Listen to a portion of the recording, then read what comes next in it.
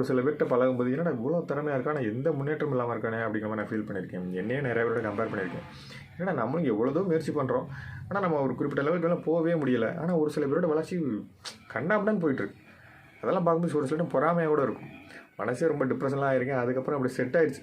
இதுதான் ஓங்கி அப்படி அடித்த மாதிரி, இதுதான்டா உனக்கு அப்படிங்கிற மாதிரி அப்படியே செட் ஆகி அப்படியே அமைதியாகிட்டேன். என்ன நடந்தாலும் பரவாயில்ல, சுற்றி உள்ளவங்களை கண்டுக்கவே கூடாங்க அப்படிங்கிற மாதிரி நான் ஒதுங்கிட்டேன். தயவு செஞ்சு ஒரு திறமையான மனிதர்களுக்கு மதிப்பு கொடுங்க, அவங்களுக்கு வேலை கொடுங்க. அதாவது சோசியல் மீடியாலலாம் பார்த்தீங்கன்னா, அந்த சினிமாலாம் தயவு செஞ்சு ஆதரிக்காதீங்க. சினிமா நடிகர்களையும் ஆதரிக்காதீங்க. சோசியல் மீடியாவில் நிறைய திறமையான மனிதர்கள் அவங்களுடைய திறமையை வெளிக்காட்டிக்கிட்டே இருக்காங்க. நிறையா படிப்புலையும் சரி, வேலையிலையும் சரி, அவங்களுக்குலாம் நல்ல ஆதரவு கொடுங்க. நல்ல வேலைகளையும் நல்ல பணத்தை வாங்காமல் நிறைய பேருக்கு திறமையான மனிதர்களுக்கு வேலைகளை கொடுங்க. அப்போ தான் அந்த வேலைகள் முறையாக நடக்கும். அதெல்லாம் நிறைய பேர் பலன் பெறுவாங்க. நிறைய பதவிகளும் சரி, நான் நிறைய சில பேரோடலாம் கம்பேர் பண்ணுவேன். என்னடா இங்கே போய் உட்காந்துருக்கேன், நம்ம ஒன்றுமே இல்லை, நம்ம அவனோட ஜாஸ்தியாக இருக்க மாதிரி தோணுது, அவங்கெல்லாம் அப்படி போய் உட்காந்துருக்காங்க அப்படிங்கிற மாதிரி நான் ஃபீல் பண்ணியிருக்கேன். தயவு செஞ்சு திறமையானவர்களுக்கும் நல்ல ஒரு மதிப்பு கொடுத்து வேலை கொடுத்து நல்லா பண்ணால் மட்டும்தான் நிறைய விஷயங்களில் மாற்றங்கள் இருக்கும்.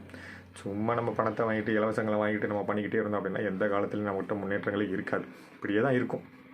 அவனை குறை சொல்கிறது, அவனை குறை சொல்கிறது, அந்த அரசியல்வாதி இவரை குறை சொல்கிறது, எப்படி போயிட்டே தான் இருக்கும்.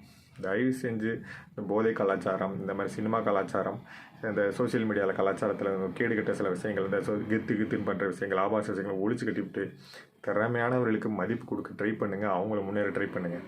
இதெல்லாம் யார்கிட்ட சொல்லுன்னு கேட்குறீங்களா? பார்க்குற எல்லாத்தையும் தான்.